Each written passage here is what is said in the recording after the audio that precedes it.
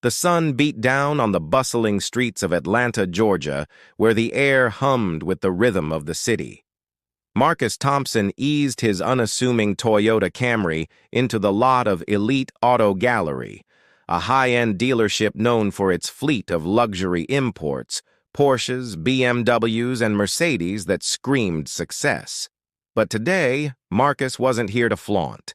Dressed in a faded black t-shirt, cargo shorts, and scuffed sneakers, he blended in like any regular guy window shopping. Little did anyone know, Marcus was the silent powerhouse behind Thompson Ventures, a multi-million-dollar investment firm that had just inked a deal to partner with the dealership's parent company.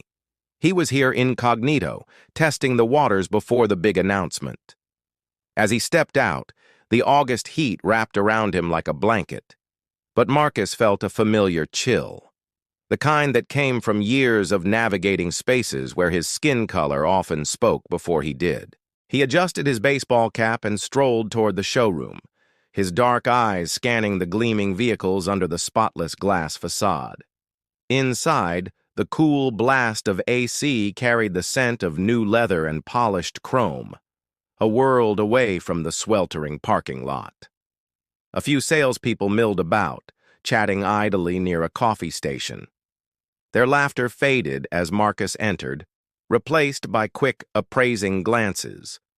He caught the subtle shift, whispers, crossed arms, eyes lingering on his casual attire and, undoubtedly, his deep brown skin.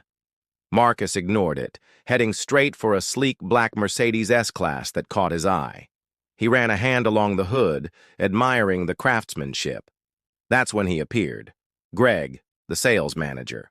A burly white man in his 40s with a slicked-back haircut and a tie that screamed Commission King, Greg sauntered over with a practiced smile that didn't reach his eyes. His name tag glinted under the lights, and his voice boomed with false warmth. "Afternoon, sir. Looking for something specific?" Greg asked, but his tone dripped with skepticism, like he was humoring a kid in a candy store. Marcus turned, offering a friendly nod. "Yeah, actually. Interested in this S-Class. What's the specs on the engine?" Greg's smile faltered, his eyes flicking over Marcus's outfit and then, pointedly, at his face. He crossed his arms, blocking the path to the car. "Well, that's a premium model. Starts at over $120,000. We usually require some pre-approval for test drives. You got any ID or something?" Marcus raised an eyebrow, keeping his cool. He'd dealt with this before, the assumptions, the microaggressions. "Just browsing for now. But yeah, I can handle that." Greg chuckled, a low, condescending sound that echoed in the quiet showroom. "Look, buddy, no offense, but we get a lot of folks coming in here just to browse. Wastes everyone's time. Maybe you'd be more comfortable at the lot down the street. They've got some affordable options like used Hondas or something in your range." The words hung in the air, laced with unspoken implications. Marcus felt the sting, but he didn't flinch. Instead, he leaned against the car, crossing his arms to mirror Greg. "My range? Tell me more about that." Greg's face reddened slightly, but he doubled down, his voice lowering as if sharing a secret. "Come on, man. Be real. This ain't the place for joyrides. We cater to serious buyers, executives, athletes, people who can actually afford it. If you're looking for a deal, I can point you to the bus stop outside."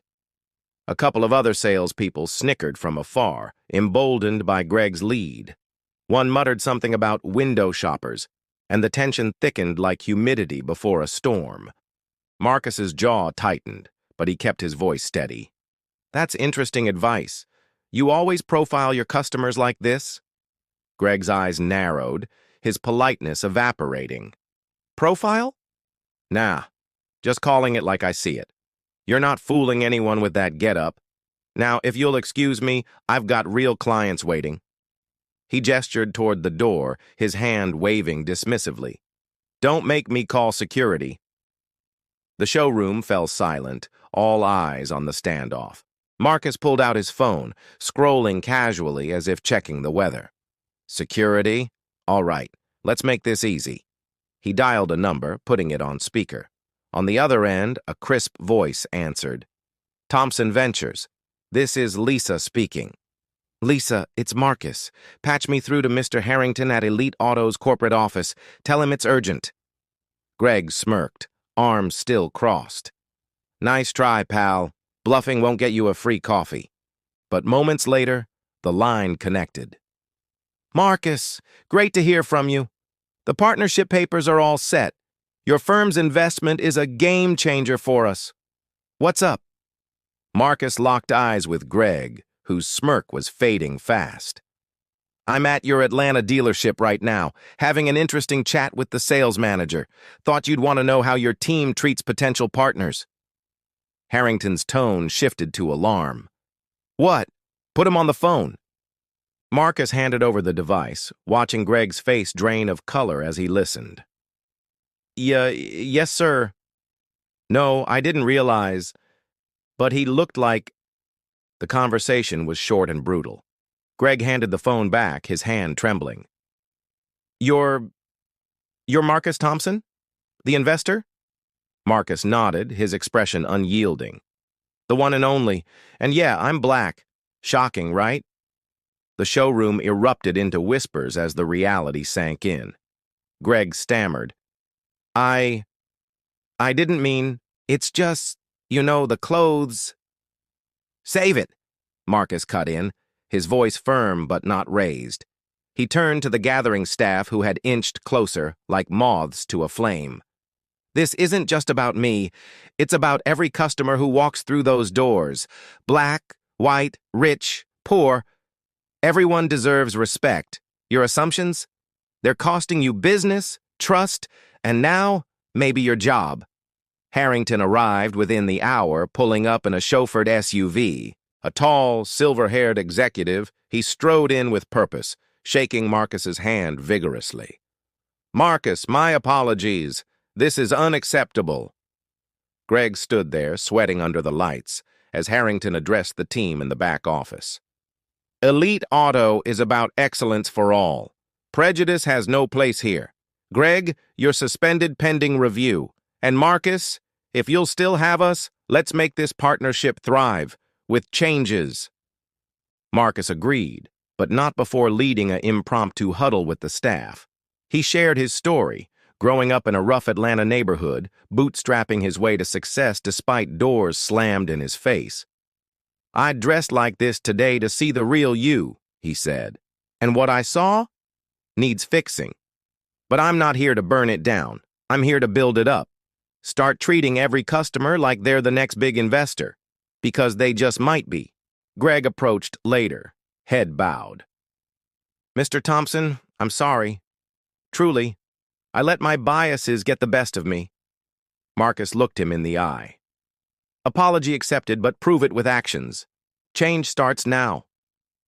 As Marcus drove away in his Camry, planning to return soon in one of those Mercedes, the dealership buzzed with a new energy.